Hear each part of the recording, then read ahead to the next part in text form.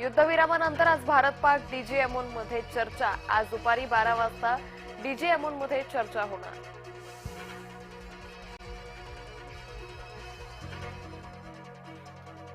सीमा भागात कोणताही गोळीबार नाही। रात्री गोळीबार किंवा ड्रोनच्या हालचाली नाही। जम्मू विभागात शांतता, अधिकाऱ्याची माहिती।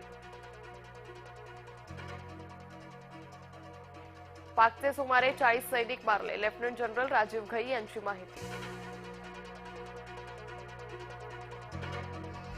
पाकिस्तानला प्रत्युत्तर देण्याचं लष्कराला स्वातंत्र्य। पंतप्रधान नरेंद्र मोदींचा महत्त्वपूर्ण निर्णय। लाहोरमधील पाकड्यांची संरक्षण यंत्रणा उद्ध्वस्त केली। 9 मे रोजी पाकिस्तानची विमानं भारतीय हद्दीत घुसली। लेफ्टनंट जनरल राजीव घई यांची माहिती। आता खोडसाळपणा केला तर सोडणार नाही। भारतानं पाकिस्तानला भरला तप।